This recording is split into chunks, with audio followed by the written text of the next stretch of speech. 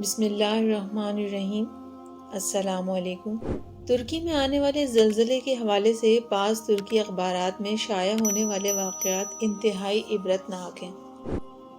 ان میں سے ایک واقعہ آپ کی خدمت میں پیش کرتے ہیں۔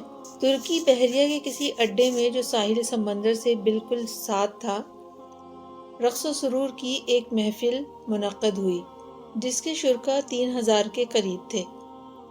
وہاں ناچنے اور گانے والیوں کی ایک بہت بڑی تعداد نے شرکت کی اور شراب و کباب کی خوب محفل جمی۔ اس محفل کے لیے اسرائیل سے خصوصی طور پر یہودی ناچنے اور گانے والی لڑکیاں برآمد کی گئیں جو انتہائی بے حیا تھیں۔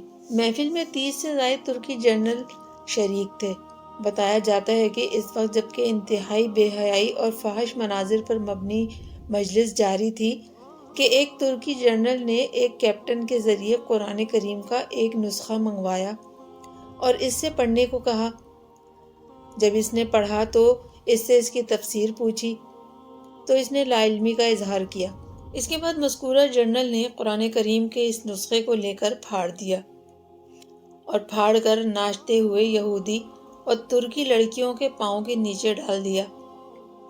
ساتھ یہ بھی کہا کہ اس قرآن کو نازل کرنے والا کہاں ہے، حالانکہ اس میں یہ بھی ہے کہ ہم نے اس قرآن کو نازل کیا اور ہم ہی اس کی حفاظت کرنے والے ہیں۔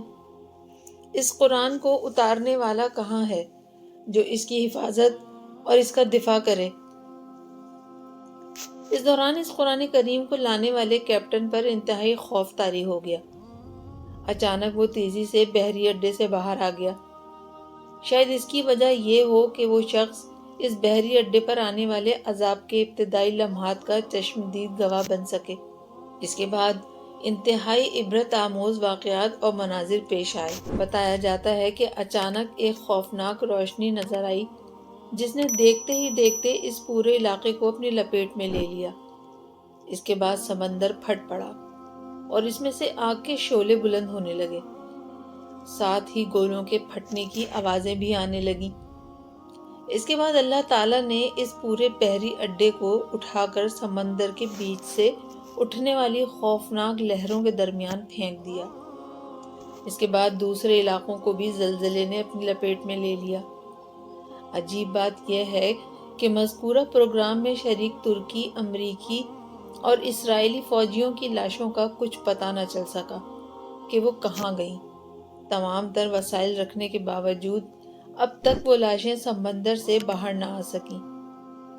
قرآن کریم کی بے حرمتی کر کے ان لوگوں نے اللہ تعالیٰ کی غیرت کو للکارا تو اللہ تعالیٰ نے فوراً انتقام لیا۔ ہے کوئی نصیحت حاصل کرنے والا؟ اس واقعے میں ایک بہت بڑی نصیحت پوشیدہ ہے۔ قرآن پاک کا احترام مسلمان ہونے کے ناطے ہم سب کے اوپر فرض ہے اور اس کی تعلیمات بھی ہم سب کے اوپر فرض ہے۔ اس واقعے سے ہم سب کو بھی نصیحت حاصل کرنی چاہیے کہ قرآن پاک کی عزت، حرمت اور اس کی حفاظت ہم سب کا فرض ہے۔